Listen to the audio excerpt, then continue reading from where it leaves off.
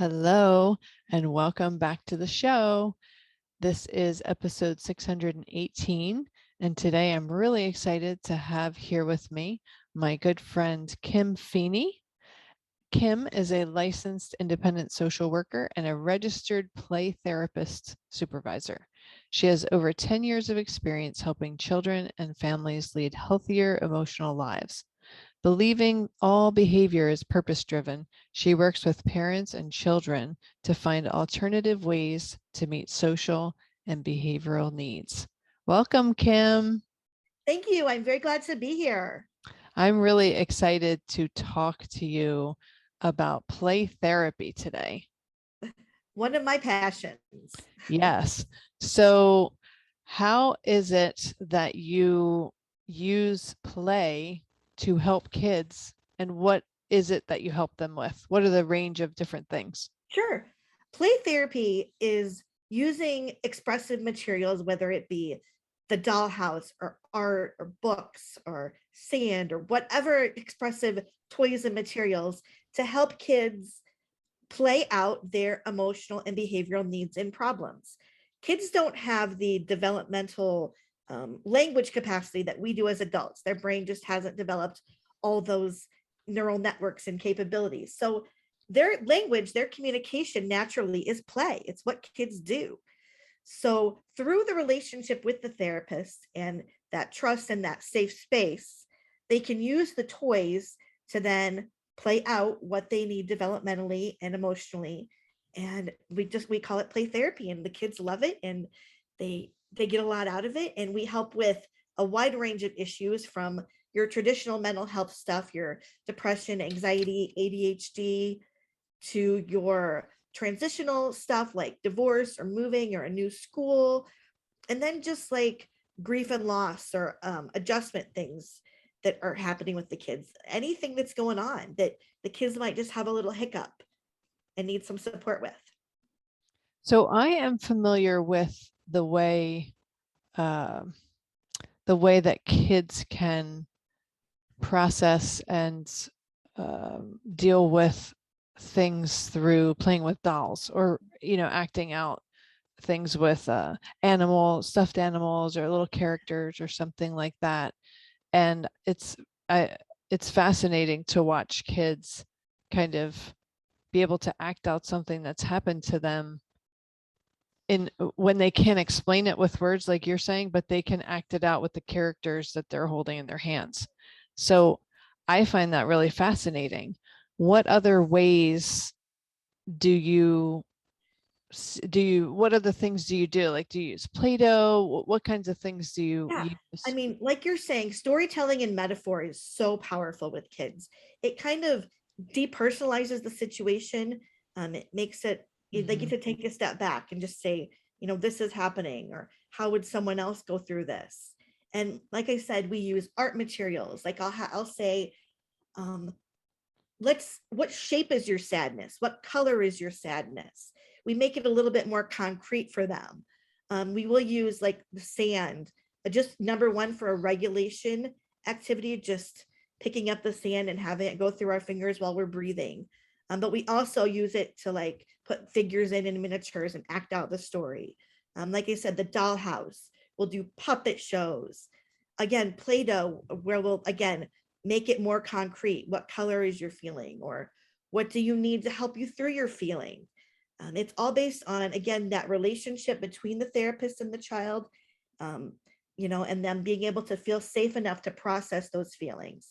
The toys and the method of processing it isn't the important part. While all the tools and bells and whistles are wonderful, it's really that relationship that allows the kid to process their feelings.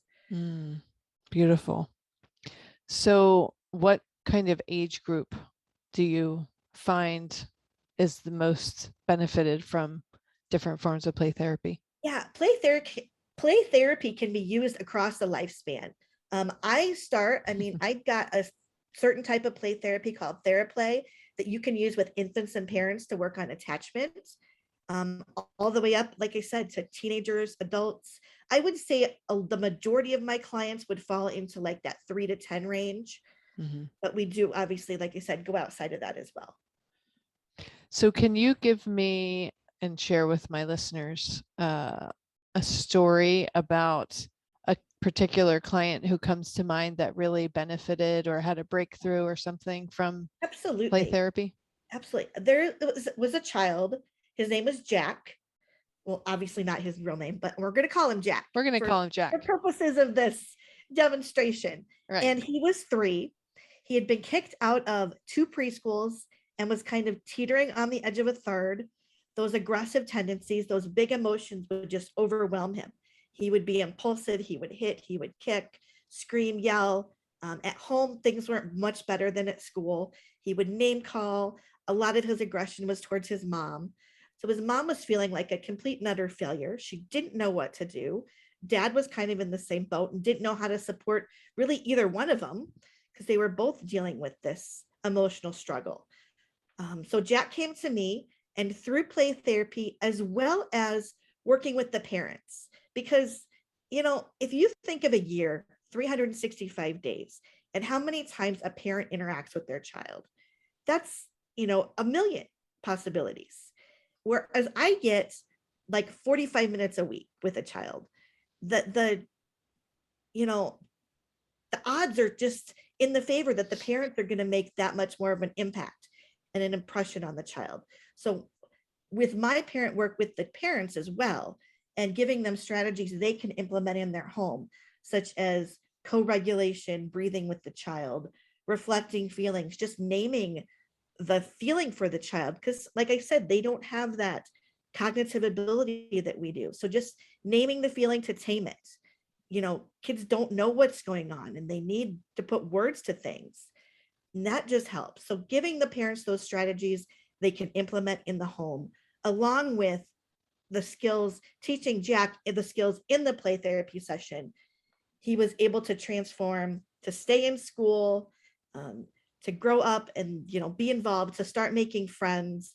Mom said they could play games at home and interact and have fun, and dinners were peaceful. She could go to Target and not have a meltdown in the middle of aisle 6. Mm, I mean, things just, their family, I mean, nothing was perfect.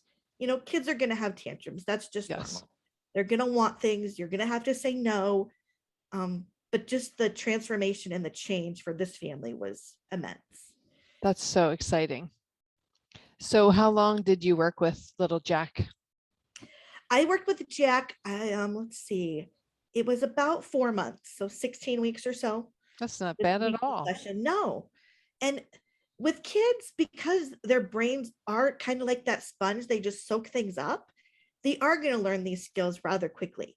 And again, with that implementation of not just weekly sessions, but the support at home.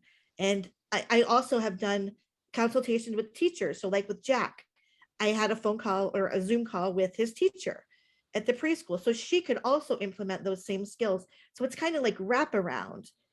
And he's immersed in all these social emotional skills and techniques that he almost can't escape it. Mm-hmm. That's really, that's such a great story. I love that. Yeah. So you kind of touched on this when you were telling the story about Jack, but I'm wondering how much you involve the parents in the play therapy. And the reason that I'm asking is because when my daughter went to occupational therapy when she was young, she was a toddler, and within the first couple of visits that I had with her and the therapist, I would sit there with them and I'd ask all kinds of questions. Why are you doing this? What is this attempting to help? What should I look for at home? How much should I do at home, et cetera, et cetera. And I said to her after a few weeks, it kind of seems like I almost look at occupational therapy like a college class for me, because we're only here for an hour a week, but then I have to go home with my daughter 7 days of the week. So it almost feels like this hour is more for me than it is for her, because I have to learn everything I should be doing at home. And I remember the OT saying that's a really good observation, because that's what we hope is going to happen. So how do you Absolutely.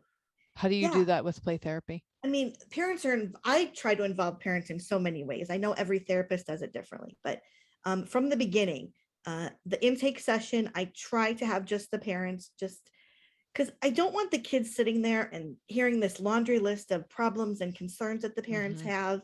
It weighs down kids, and they Mm-hmm. feel defeated. And I want them to go into this process feeling empowered and that they can make change and optimistic. Um, and I always try to go from a strengths-based perspective. Like I said, we have that intake and I gather all the background information, the insurance information, all that necessary stuff. Mm-hmm. But then that first session with the kid, I always want to meet with the parents for the first couple minutes and say, what went well this week? Have mom and dad tell me, have the kid tell me. And then what's maybe one thing that you would have changed? So again, we want more positives than negatives because we're in society, like everything is negative, negative, negative. And we need Oh like yeah.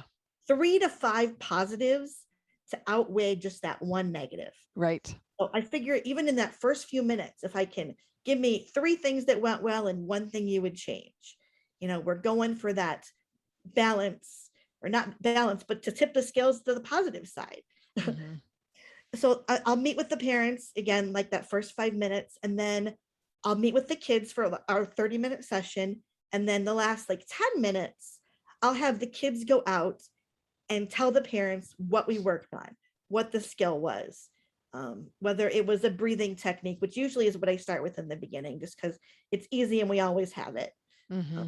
So, we'll go out and we'll have the kid and I together will model that for the parents. So I can say to the parents, this is what I want you to do this week. I want you to 3 times a day practice this breathing technique with your kids. Because when we learn these skills, the kids need to learn them when they're regulated.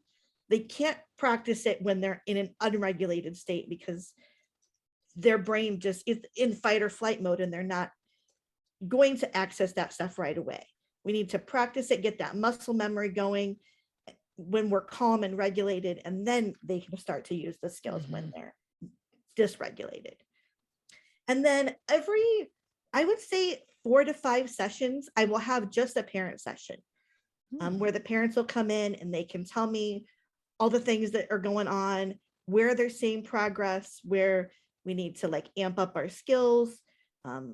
Yeah, what is going on. And then, like I said, I will also call the school if the parents allow and work with them as well.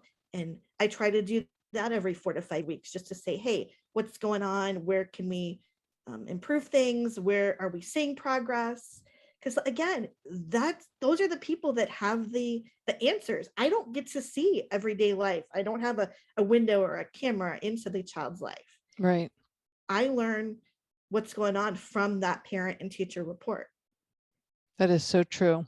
Yeah. I love And the way that you work with the family, you incorporate the parents into it. and then depending on the age of the child, like I said, there's some play therapy methods that, it is that infant parent working on the attachment together, or I'll have a parent sit in on a session, especially if they're really curious and they want to know what's going on Mm-hmm. and they want to learn the techniques, Mm-hmm. how they can implement even more at home. So I'll have them observe a session or sit in, and, there's so many other ways we can incorporate parent involvement. And I really love the way you start each session. I think that I think that language is really powerful. And my daughter rolls her eyes at me sometimes when we're talking because sometimes she'll say something and I'll say, actually, how about if we say it like this? And she'll say, Mom. But I think it's really, really important that we're careful with the words we choose because the words really help to create our reality. And so I love that you say, what are 3 things that went well and one thing you would change? So you don't say, what are 3 things that went well and one thing that went poorly or one thing that went badly. You just say one thing that you'd like to change. And I think that's really empowering the way you say that. I agree. It's all about their perspective and how it's framed and how they understand things. That's really, really awesome. Mhm. So for parents who are listening and the parents, my listeners have kids of all ages, from very, very young newborns all the way up to teenagers and college students and everything in between. So this might be a broad question to ask you, That's all right. but if parents are looking to um, just have healthier relationships with their kids, make better connections, not to necessarily resolve any specific issues, but if they're just listening to this and they're thinking, how can I incorporate some more fun into my interactions with my child and just bond a little bit more and just have a healthier connection with them? What would you recommend that parents could do at home if they're inspired by this episode? Absolutely. Reflecting feelings is a huge one because it validates the feelings for the child. If you see your child disappointed or sad or angry, just say, hey, you're feeling angry right now. And maybe ask them, how can I support you? Or what do you need from me? Again, it's all about that relationship. And I do believe that all behavior is there's a goal or a purpose or there's a need we're striving to meet. And if you ask the kid, what do you need or what can I help you with? Or, you know, it may not be, you might not always be able to give them what they want. If they want the candy bar in the middle of Target, all right. But okay, hey, I see you're really angry right now and we're going to finish shopping and I've got goldfish in the car for you or an apple or, if it's hungry they want, okay, this is what we're going to do. Yeah, no, you can't have this, or not even no, just, hey, we're going to do this. And then we've got this for you. Make it kind of anticipating and, the positive. This is what I can offer you instead of the word no. I think just too often, again, we're back to that negative connotation and the no and the stop and the don't. Give them choices, give them what they can have. Mm-hmm. In the car, I've got goldfish or an apple, and you can pick one when we get there. Mm-hmm. you know but I think that's number one. And I think another one, especially in society, is just spend time with your kid. Put the devices down, which Mm, I am guilty of as well, and just get on mm-hmm. the floor and play with them. Figure Mm-hmm. out what they're into. If it's LOL dolls or anime or you know even video games. Just some kids just like the parents to sit down and watch them play a video game. Or if you're not into watching them play the video game, have them say, tell me the story of your video game. What's the story or the purpose? And then get into a conversation with them about things that they're into. I I think remember when my oldest son, who's now in college, was, I don't know, maybe he was 15 or something. I don't remember exactly, but he was like a middle teenager. And he loves to play this game. And I don't even remember the name of the game, but it was like this old time, it was like sepia toned, almost like, that kind of black and whitish sure. sort of look to the game. And it was like war style looking. Everything was like broken and bombed out and stuff like that.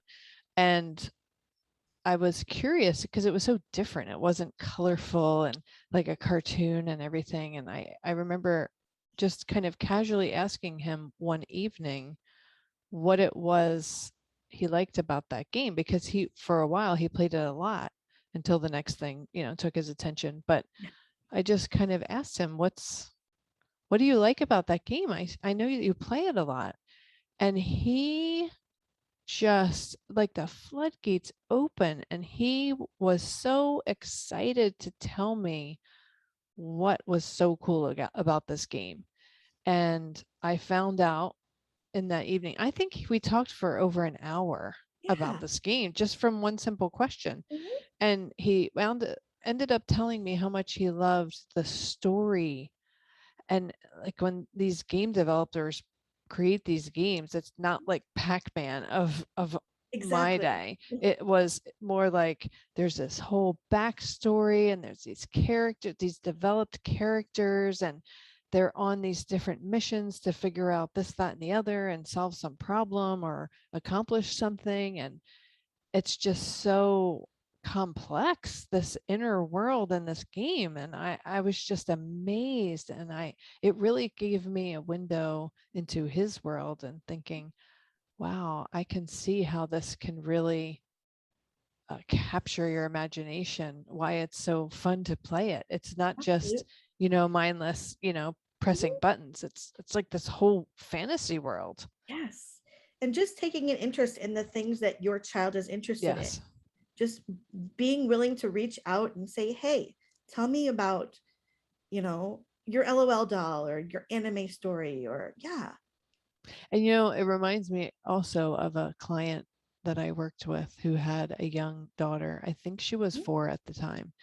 And the mom had lamented to me during one of our sessions that the girl always wanted her to play Barbies Mhm. or dolls or whatever it was.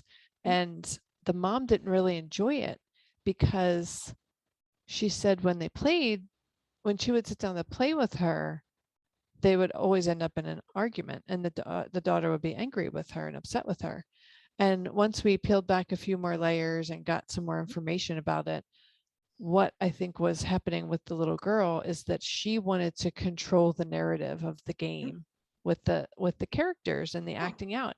And the mom, the daughter would say, well, we're going to go over here and we're going to get ice cream or something. And the mom would say, well, why don't we instead go swing at the park? And the daughter would get upset because the mom was messing up her story that she was trying to create. So once I helped the mom to understand that, then she learned how to sit with her daughter, and she understood that she was not so much of an equal playmate as much as she was kind of like the puppeteer of that doll. Like Yeah. she was just assisting her daughter to act out her imagination. She didn't need to add any suggestions. All Mhm. she had to do was put the doll where the daughter wanted it to go, and then the daughter was able to make her idea come to life. And then they had so much fun after that playing dolls. Exactly. Be willing to let your child take the lead Mhm. and take your cues from them. Their brains are so creative and Full imaginative. of ideas. One technique that I use, like I'll be doing a puppet show with a kid in a session, and I'll use a whisper technique. What should I say next, or I where do you like want that. me to go? Yeah. And then I distinguish that from like the voice of my character, or yeah, just to kind of distinguish between the two. That's really beautiful. And I think it's so valuable because in a kid's life, so much of their day is spent listening to adults, from their Mhm. parents to their teacher to their coach, whomever. And they're just constantly needing to follow rules and do the next thing. And so that imaginative, unstructured free Yes. time is just such a gift for their bursting minds. Like you said, they're so Absolutely. active. And it's so important in their development to Mhm. allow them to develop the creativity and even the verbal skills and cooperation and sharing and all that stuff goes along with that. We may think of it as just unstructured play, but it's so important to what they develop and what they learn. So, so true. Well, it sounds like what you do with kids is so valuable, and families, and really helps families to forge deeper connections, for parents to understand their kids better, to help them with whatever challenges they're facing, and really just be a great support person in their kids' lives. Thank you. I find a lot of rewarding things in the work that I do. Yes, I can see why, because it is Mhm. very valuable and rewarding. So I think that you had something you were going to offer my listeners, Yes, right? I have a freebie, 6 ways that you can help kids cope with big emotions. And it's Oh, a butterfly beginnings counseling / coping. And you can sign up for that. And we'd love to help you guys out. and I will post the link to that in the show notes so that anyone who wants to help their kiddos with their big emotions, they can grab it and get started right away, because Yeah. kids do have big emotions, and knowing how to support them through that is a super valuable gift. Yes, it will definitely improve your relationship with your kids immensely. Well, thank you so much, Kim, for spending this time with me and my listeners. And if they want to connect with you, how can they find you? Yeah, you can reach me at my website, butterflybeginningscounseling.com. Awesome.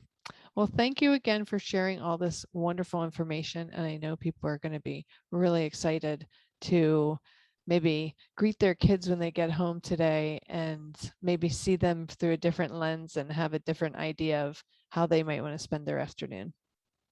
I hope so. Thank you for having me. Well, that wraps up today's episode. Wherever you are in this world, I hope that you make it a very playful day.